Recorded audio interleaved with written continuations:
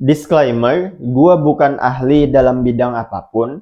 Gua hanya menyampaikan apa yang gua pelajari, gua rangkum dari ChatGPT, YouTube, jurnal, dan beberapa sumber lainnya.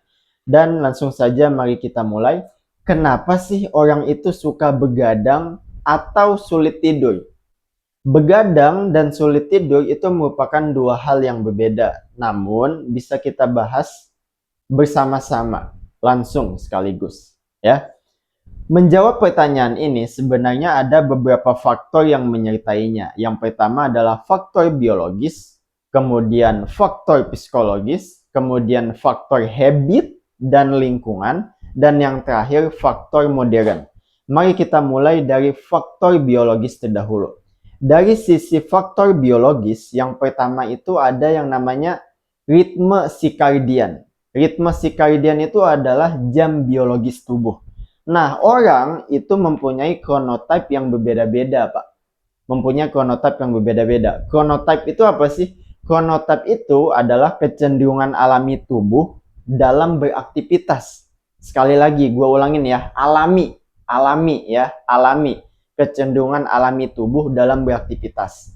Nah, ada orang yang chronotype-nya itu waktu pagi. Nah, ini disebut dengan early bird. Nah, orang-orang yang tipe early bird ini itu aktif waktu pagi. Tapi waktu malam, waktu malam dia gampang untuk tidur. Tapi ada juga orang yang chronotype-nya itu waktu malam. Dan ini disebut dengan night owl. Night owl. Nah, orang-orang yang tipe night owl ini waktu malam dia malah seger.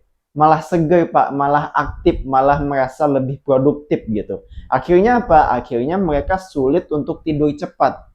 Dan karena itu juga orang-orang yang tipe night owl ini sulit untuk bangun tidur waktu bangun pagi, sulit untuk bangun pagi. Nah, biasanya mereka tuh bangunnya siang. Supaya apa? Untuk menjaga kualitas dan kuantitas tidur mereka gitu. Walaupun mereka tidurnya larut malam begitu. Nah, namun ada juga orang yang chronotype-nya itu bisa menyesuaikan antara pagi dan malam. Nah, orang yang tipe seperti ini itu disebut dengan netral atau nether. Jadi fleksibel aja gitu. Mereka mau aktif, mau tidur kapan tuh gampang, mudah mereka bisa menyesuaikan gitu. Adapun jurnal dan studi yang membahas hal ini, kalian bisa langsung lihat di sini. Nah, terus apa sih solusinya bagi orang-orang yang night owl ini?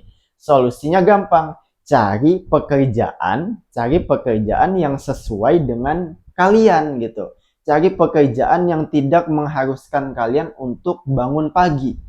Jadi kualitas dan kuantitas tidur kalian selalu terjaga, masih terjaga gitu, walaupun kalian tidur larut malam gitu.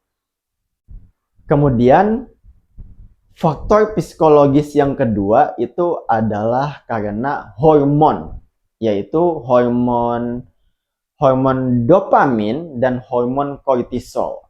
Nah, hormon dopamin dan hormon kortisol ini bisa meningkat apabila kita melakukan aktivitas yang menyenangkan, seru, dan menegangkan gitu.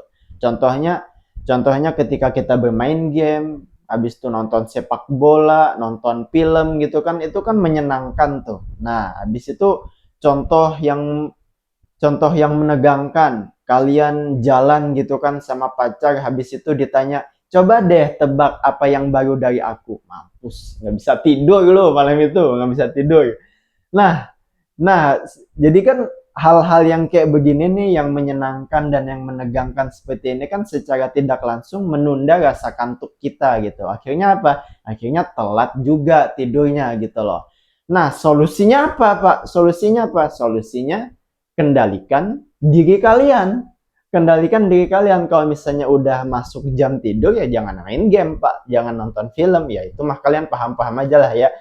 Terus gimana kalau yang ditanya disuruh nebak sama pacar? Ya nggak tahu, itu mah urusan lo gitu ya. Itu lo harus pintar-pintar sendiri gitu mah. Gue juga nggak tahu gue juga nggak tahu gimana caranya win rate 100% menjawab pertanyaan cewek dengan benar. Gue juga nggak tahu gitu ya.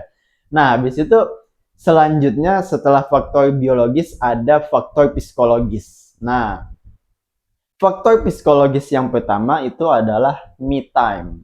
Me time. Jadi contohnya kalian tuh orang yang sibuk gitu kan, orang yang produktif dari pagi sampai sore gitu kan. Nah, karena kalian dari pagi sampai sore ini sibuk banget gitu kan, akhirnya kalian tuh seperti membutuhkan, gua mau senang-senang sendiri, gua mau menenangkan diri, gua mau menghabiskan waktu dengan diri gua sendiri, antara kamu dan diri kamu gitu loh. Me time gitu kan. Tapi gara-gara dari pagi sampai sorenya sibuk, akhirnya apa? Akhirnya malam lah yang kepake gitu kan. Akhirnya malam lah yang kepake dan akhirnya tidurnya telat gitu kan. Akhirnya tidurnya kurang gitu kan. Terus solusinya apa bagi orang yang me time ini? Solusinya apa? Solusinya ya sekali-sekali nggak apa-apa gitu kan. Sekali-sekali mah nggak apa-apa gitu. Jangan terlalu sering untuk menjaga kesehatan kalian gitu ya. Habis itu faktor psikologis yang kedua itu karena emosi yang tidak stabil. Entah itu terlalu senang ataupun terlalu sedih. Gitu kan? Ini pasti make sense banget lah. Kalau misalnya kalian terlalu senang, terlalu sedih, ya udah deh rasa kantuk pasti nggak dateng gitu kan. Karena fokus kalian tuh ke hal lain gitu loh. Tetapi saran gua nih ya, saran gua ini ngebacot dikit, it's okay lah ya, nggak apa-apa lah ya.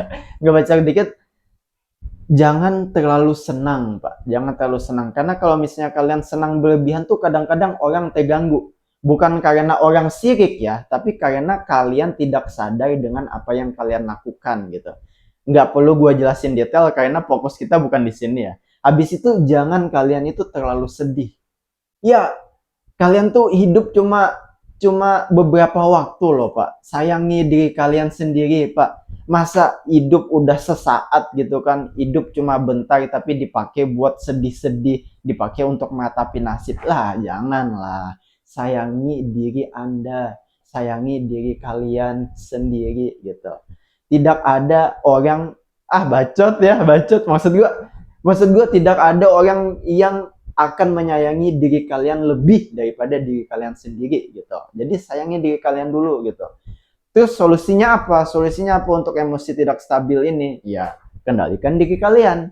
Itu aja, sederhana. Kendalikan diri kalian. Nah, kemudian setelah faktor psikologis, yang ketiga adalah faktor habit dan lingkungan. Nah, jadi contohnya yang pertama, ikut-ikutan gitu. Teman, keluarga gitu kan, semuanya pada begadang. Semuanya lagi pada main game, nonton bola gitu kan, nonton film gitu kan, akhirnya ikut-ikutan gitu. Ya, kalau ini mah kalian sadar aja lah ya, solusinya ya tahan diri kalian gitu. Hindari hindari diri kalian, jauhi diri kalian gitu. Kalian harus mengerti kebutuhan tubuh kalian ya.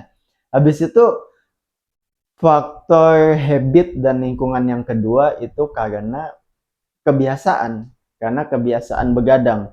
Kalau kita terbiasa untuk begadang gitu kan, akhirnya tubuh pun terbiasa untuk tidur larut malam. Akhirnya apa? Akhirnya untuk tidur cepat itu agak sulit karena tubuh sudah terbiasa untuk begadang. Terus solusinya apa? Bagaimana cara kita menanggapinya? Ya, cara kita menanggapinya ya kita ubah secara perlahan gitu ya. Kita ubah secara perlahan. Habis itu faktor yang terakhir, faktor keempat yaitu adalah faktor modern atau bisa dibilang faktor alasan modern lah. Apa itu? Ya seperti cahaya lampu atau cahaya HP, gadget, laptop gitu kan. Nah, ini kan secara tidak langsung bisa mengganggu rasa kantuk kita gitu loh. Kita mau tidur tapi keganggu sama cahaya entah dari lampu ataupun gadget gitu kan. Ya solusinya mudah. Kalau misalnya kalian mau tidur gitu kan, kalau misalnya kalian mau tidur jangan pegang HP, Pak. Kalau misalnya kalian mau tidur jangan pegang HP, jangan pegang laptop gitu kan. Habis itu lampunya dimatikan. Kalau misalnya kalian kalian takut gelap, ya pakai lampu tidur, pakai lampu yang oranye itu. Ya, udah itu aja faktor-faktor yang menyebabkan kenapa sih orang tuh suka begadang sama sulit tidur. Ya, yaitu adalah faktor biologis, psikologis, habit dan lingkungan dan faktor modern yang tadi. Dan itu aja dari gua, dukung gua selalu, subscribe. Thank you.